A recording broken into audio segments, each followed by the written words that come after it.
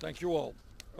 Let me begin by thanking President Obama and thanking Vice President Biden for the degree of impartiality they established during the course of this entire process. What they said in the beginning is that they would not put their thumb on the scales, and in fact they kept their word, and I appreciate that very, very much.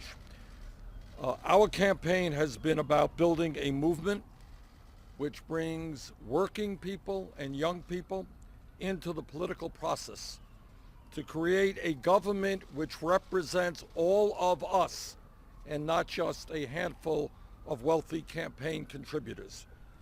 We will continue doing everything that we can to oppose the drift which currently exists toward an oligarchic form of society where a handful of billionaires exercise enormous power over our political, economic, and media life. This is the wealthiest nation in the history of the world. We should not be having millions of senior citizens and disabled veterans struggling to put food on the table because of inadequate Social Security benefits. We should not have the highest rate of childhood poverty of almost any major country on earth. We should not be having Americans in inner cities, in rural communities, on Native American reservations who have life expectancies lower than many people in third world countries. We should not be having many of our young people leaving college deeply in debt. We should not be having in this great country an infrastructure which is crumbling when we have millions of workers prepared to rebuild that infrastructure. And in the midst of all of that, we should not be having a situation where Wall Street, corporate America, and billionaires are failing to pay their fair share of taxes. These are some of the issues that many millions of Americans have supported during my campaign. These are the issues that we will take to the Democratic National Convention in Philadelphia at the end of July. Donald Trump would clearly, to my mind, and I think the majority of Americans, be a disaster as President of the United States.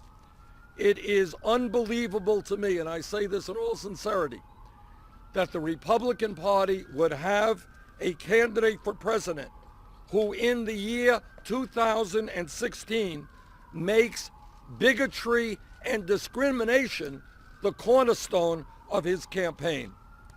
In my view, the American people will not vote for or tolerate a candidate who insults Mexicans and Latinos, who insults Muslims, who insults African Americans and women.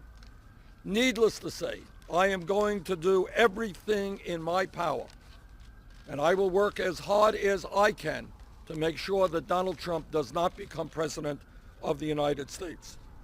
I will, of course, be competing in the D.C. primary, which will be held next Tuesday. This is the last primary of the Democratic nominating process.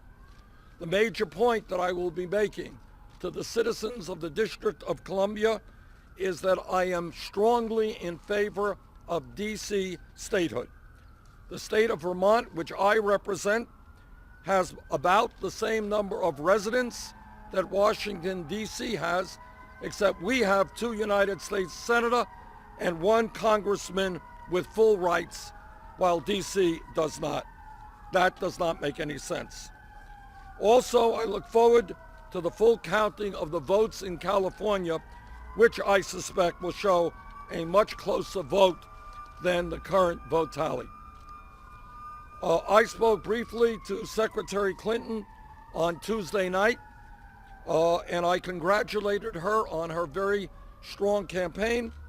I look forward to meeting with her in the near future to see how we can work together to defeat Donald Trump and to create a government which represents all of us and not just the 1%.